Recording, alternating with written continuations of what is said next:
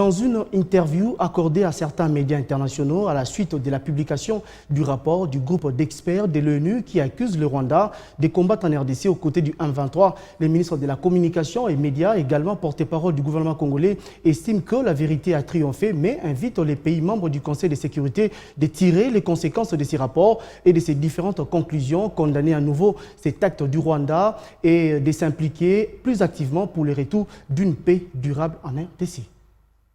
La vérité finit toujours par triompher pour ceux qui ont douté. Nous le disions parce que nous les savions, nous disposions des preuves.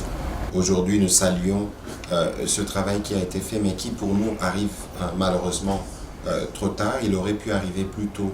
On aurait évité beaucoup de choses, notamment les récentes manifestations que nous avons vues dans l'Est de la République démocratique du Congo, parce que cela a été aussi dû au fait que les populations savent et voient qu'il y a des militaires rwandais qui opèrent en République démocratique du Congo. Ces militaires étaient vus aussi des drones et des équipements de la mission des Nations Unies à RD Congo, mais malheureusement, la MONUSCO ne pouvait pas le dire.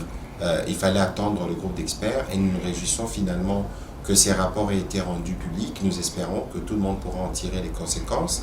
L'objectif essentiel pour nous étant le retour de la paix dans la partie est de notre pays, particulièrement dans le Rutshuru, troublé par l'attitude belliqueuse du Rwanda à travers les meurtres. L'histoire semble se répéter. Je n'ai pas besoin de vous rappeler les chapitres de 2013 et comment cela s'était passé, notamment avec des sanctions qui ont suivi.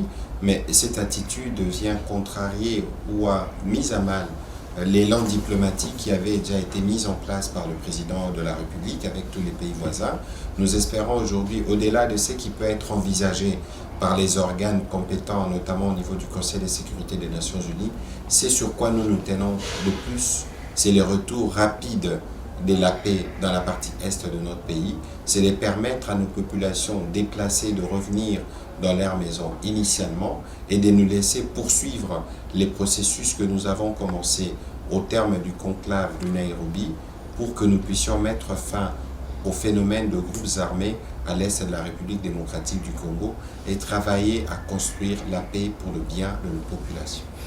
Mais en attendant que fonctionnent les rythmes diplomatiques, nous avons perdu des compatriotes. Il y a des compatriotes qui sont déplacés et aujourd'hui, le plus important pour nous, c'est de nous assurer que nos compatriotes reviennent dans leur domicile respectif et que la paix revienne et que nous puissions ensemble travailler à la consolidation de celle-ci.